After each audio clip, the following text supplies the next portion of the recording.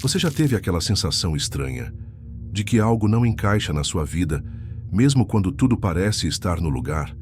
Você acorda, cumpre obrigações, se distrai, se esgota, mas no fundo sente que algo essencial está sendo ignorado, como se estivesse vivendo com os olhos abertos, mas ainda assim cego. Platão, há mais de 2000 anos, descreveu essa sensação com uma clareza perturbadora. No livro 7 de A República, ele nos apresenta um mito que continua atual, como se tivesse sido escrito para nossos tempos, o mito da caverna. Ali, ele nos alerta: a maior parte da humanidade vive aprisionada em correntes invisíveis, olhando para sombras projetadas na parede. Sombras que chamamos de realidade.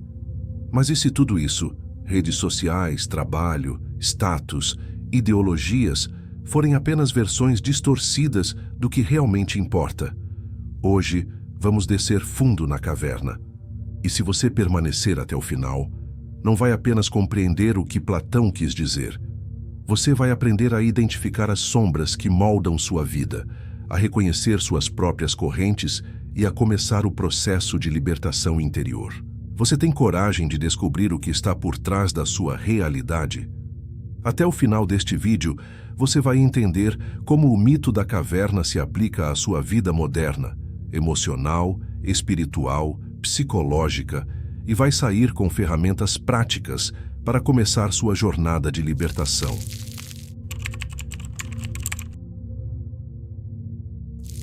Platão começa o livro 7 de A República com uma imagem que, segundo ele, resume nossa condição no mundo. Imagina homens numa morada subterrânea, semelhante a uma caverna, com uma entrada aberta à luz, tão ampla quanto a caverna. Dentro dela, desde a infância, esses homens têm as pernas e o pescoço acorrentados, de maneira que só podem olhar para frente. Eles não conseguem se virar. Não veem a luz. Tudo o que percebem são sombras projetadas na parede à sua frente, produzidas por objetos que passam atrás deles, em frente a uma fogueira. E o mais perturbador, essas sombras são tomadas como realidade.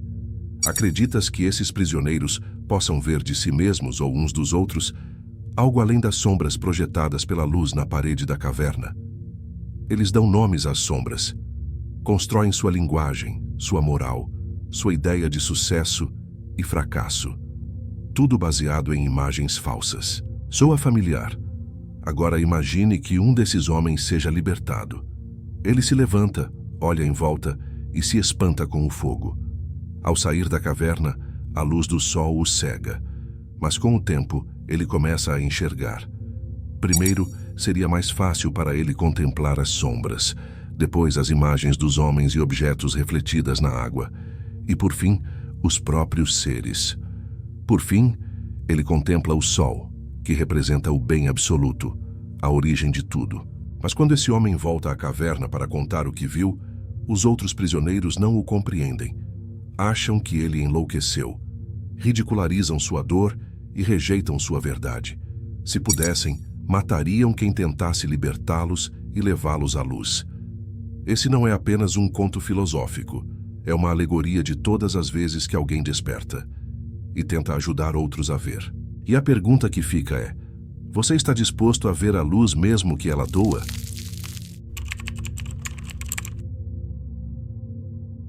O mito da caverna não é apenas uma metáfora política ou epistemológica. Platão estava falando da alma, e para ele, toda alma já conheceu a luz, mas esqueceu. No diálogo Fédon, escrito pouco antes de A República, Sócrates, às vésperas da morte, diz: conhecer é lembrar. A alma, antes de encarnar, já contemplava o mundo das ideias. Essa é a doutrina da anamnesis, a recordação da verdade que já vimos antes de nascer. A educação, nesse sentido, não é encher o copo, é despertar a memória da alma. E o que o mito da caverna representa, então? A travessia da ignorância para o conhecimento, mas também da inconsciência para o auto-reconhecimento espiritual. Platão insiste: essa ascensão não é apenas racional, é uma purificação interior. A alma justa é aquela que se afasta do corpo, dos desejos, dos prazeres passageiros e se volta à contemplação do bem. No diálogo Fedro, ele usa uma outra imagem poderosa. A alma é como uma biga alada conduzida por 2 cavalos, um nobre e obediente, outro indomado e rebelde. A razão, representada pelo auriga, precisa domar as forças internas para ascender aos céus, mas para isso, ela deve olhar para a luz, não com os olhos do corpo, mas com os olhos da alma. Só a alma, quando contempla o que é verdadeiro, se nutre e se alegra. A verdadeira visão, para Platão, não é sensorial, é espiritual. E a maior de todas as contemplações é a do bem absoluto, representado pelo sol no mito da caverna. Platão o descreve como a fonte da luz, da verdade e da vida. Mas para vê-lo, é preciso se despir das ilusões, do orgulho, do ruído e entrar no silêncio. Você consegue se lembrar da luz que sua alma já viu?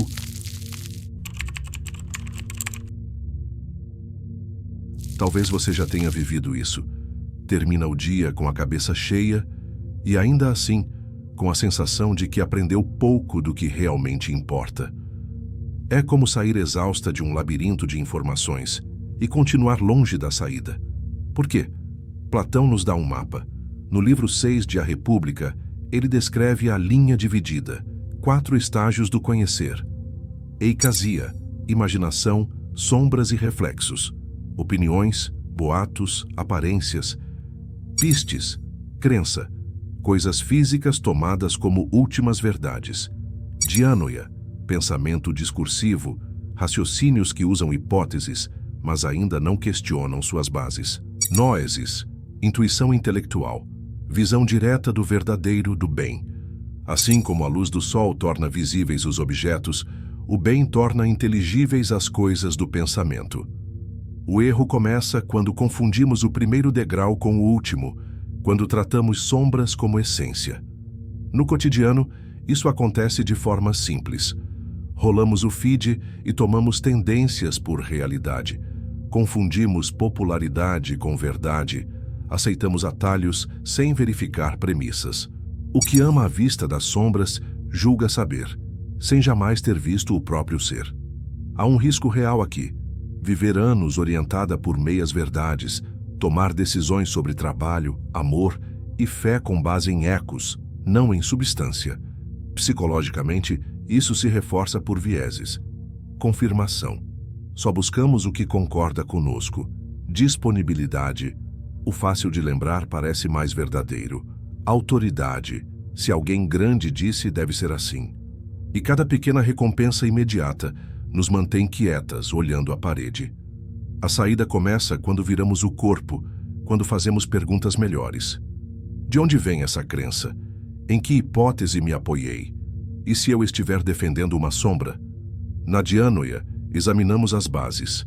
Na noesis, buscamos o eixo, aquilo que ilumina todas as coisas. O bem é causa do ser e do conhecer. Respira. Este não é um salto espetacular. É um processo, da imagem à coisa, ao princípio, do barulho ao critério, da pressa à luz. E se a parede não estivesse só lá fora, mas dentro? É aqui que Jung entra, para mostrar as sombras internas que projetamos no mundo. Pegue um caderno e escreva: qual sombra eu tratei como verdade esta semana? Guarde. Vamos voltar a ele no capítulo 6.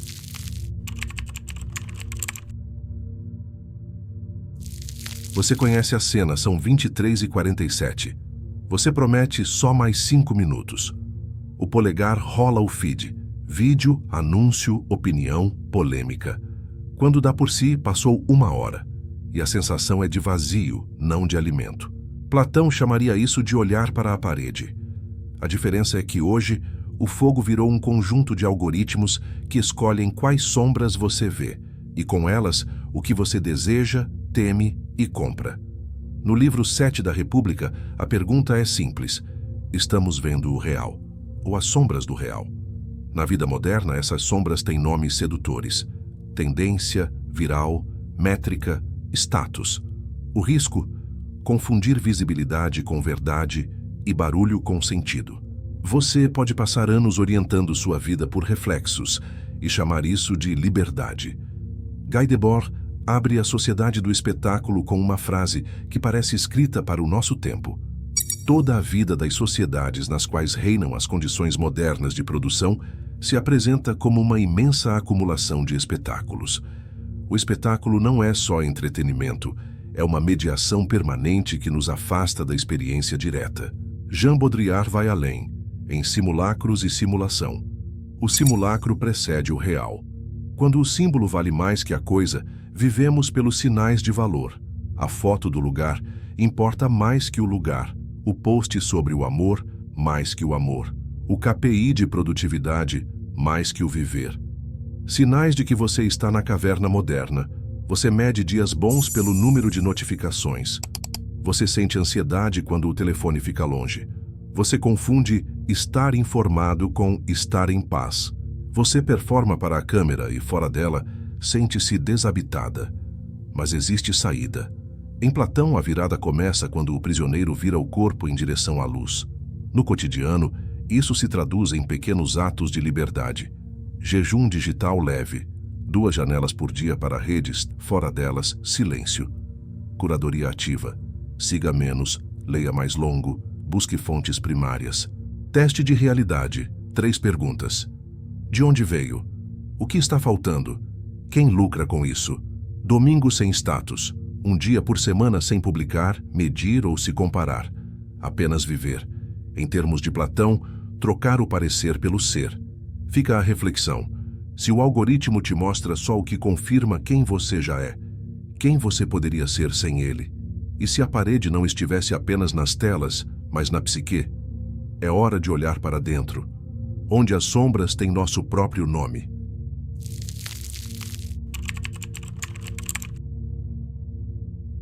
Até agora, falamos das sombras fora de nós, nas telas, na cultura, nos discursos. Mas Carl J. Jung nos convida a um mergulho ainda mais desafiador: as sombras dentro de nós. Para ele, toda pessoa carrega em seu inconsciente um lado oculto, composto por tudo aquilo que não quer ver ou admitir. Esse lado se chama sombra. A sombra é aquele outro em nós mesmos que não queremos ser, mas somos. Imagine os traços da sua personalidade que você esconde, rejeita ou reprime. Raiva, inveja, medo, desejo de controle, carência, vaidade. Jung não diz que esses aspectos são necessariamente maus, mas alerta. Quando não os reconhecemos, eles ganham poder autônomo. A sombra, se não for integrada, aparece nos sonhos, nas crises, nas projeções que fazemos sobre os outros. Quantas vezes você julgou alguém com intensidade desproporcional? Quantas vezes reagiu com raiva e depois se sentiu como se tivesse sido outra pessoa? Esses são sinais da sombra em ação. E tal como os prisioneiros da caverna, muitas vezes achamos que o problema está lá fora e não percebemos que estamos projetando o que nos recusa por dentro.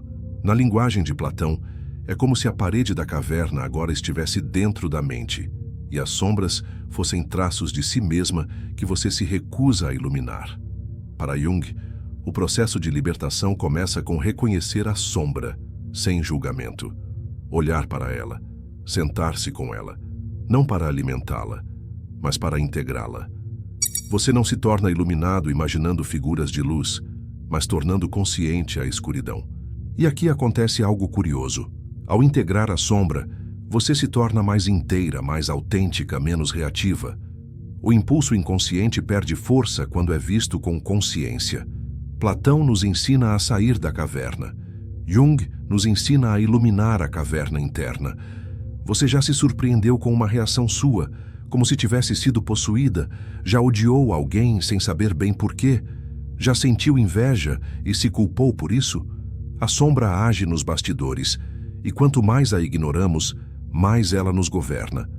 Pegue aquele caderno, escreva com honestidade. Qual traço em mim eu mais rejeito? Não fuja, não racionalize, só observe. Agora que reconhecemos esse lado oculto, vamos entender como ele se manifesta no mundo e o papel da persona e da projeção na construção das nossas máscaras sociais. Jung dizia que todos nós vestimos uma máscara social. Ela é necessária, nos ajuda a viver em sociedade, cumprir papéis, manter relações. Essa máscara tem nome: persona. A persona é o sistema de adaptação, ou a maneira como nos apresentamos ao mundo. Mas há um perigo silencioso. Quando confundimos a máscara com a nossa essência, nos perdemos de nós mesmos. Você se define pelo seu trabalho, status, aparência, religião, Instagram? E se tudo isso desaparecesse, quem sobraria? A persona é aquilo que alguém não é, mas que os outros acham que ele é. Quanto mais investimos na persona, sem consciência, mais nos afastamos da sombra. E esse desequilíbrio gera tensão. O que está reprimido começa a vazar, em críticas, reações exageradas, julgamentos. Aqui entra o conceito de projeção. Tudo o que nos irrita nos outros pode nos levar a um entendimento sobre nós mesmos. Projeção é o ato de enxergar no outro aquilo que não queremos ver em nós. Inveja, admiração, raiva.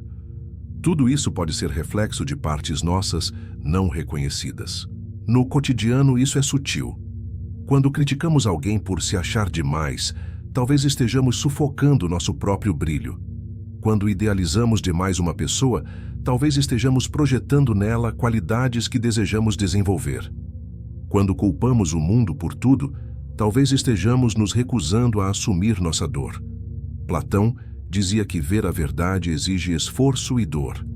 Jung acrescenta: ver a si mesmo, com verdade, é o começo da cura.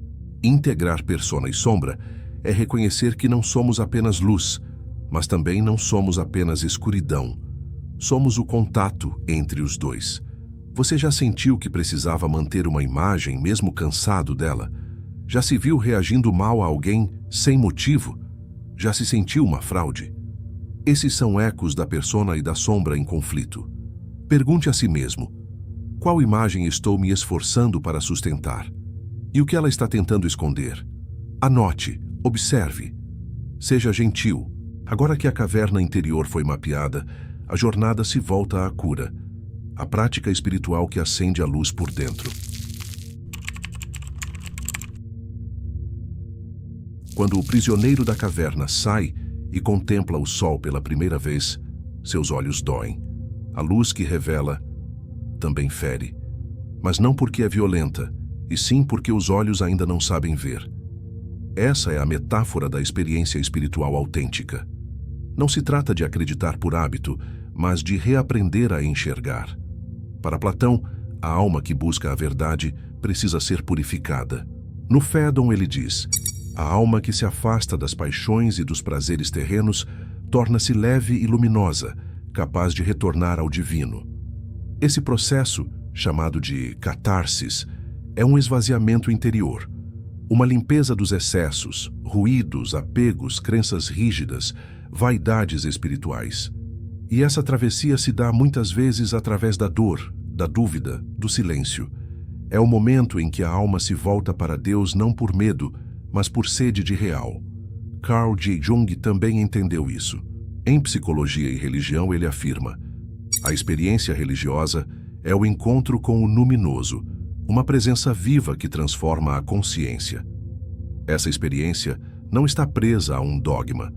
Ela pode acontecer no quarto escuro, numa oração sincera, num gesto de perdão, numa contemplação silenciosa. E ela tem um efeito profundo, restaura a visão interior. O coração, antes ofuscado por mágoas e distrações, começa a ver com clareza. E com essa visão vem a compaixão. O olho da alma só vê claramente quando é lavado pela lágrima do arrependimento e da humildade. Paráfrase inspirada em Carta 7 de Platão. Você já chorou sem saber bem porquê, mas sentiu que algo foi curado por dentro? Já teve um momento em que tudo silenciou, e ali parecia estar Deus? Esse é o início da cura da visão. Feche os olhos por 30 segundos. Respire e pergunte: o que em mim precisa ser purificado para que eu possa ver com clareza?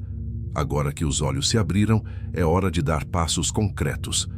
Vamos montar juntos um protocolo de libertação interior, inspirado em Platão, Jung e na sua verdade.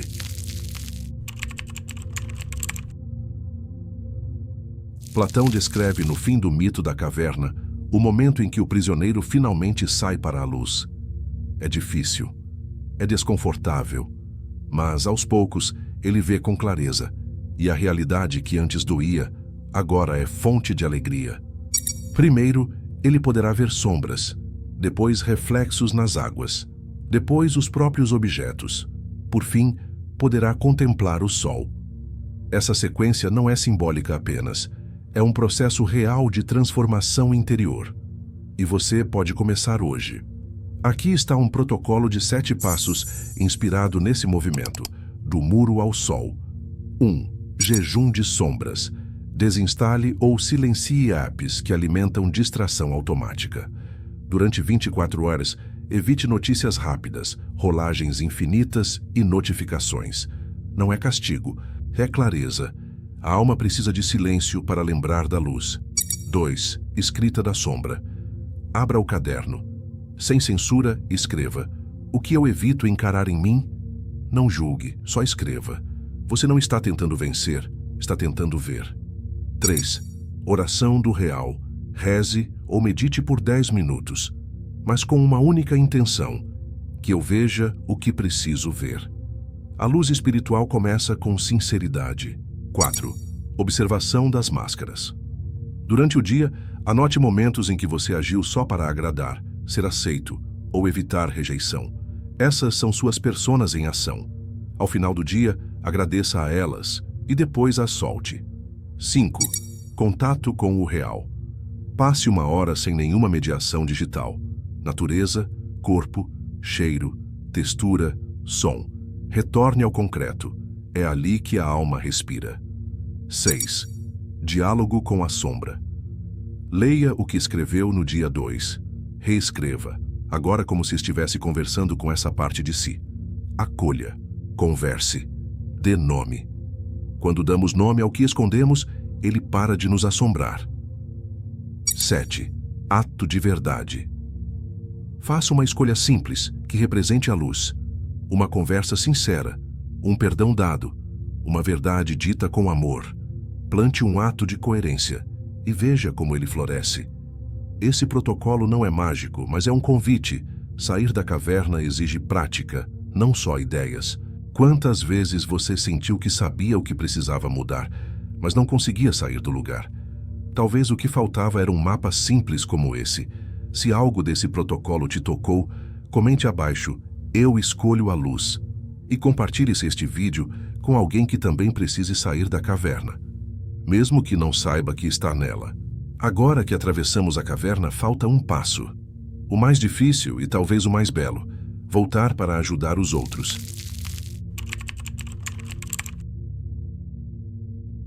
No final do mito da caverna, Platão descreve um momento surpreendente e profundamente ético.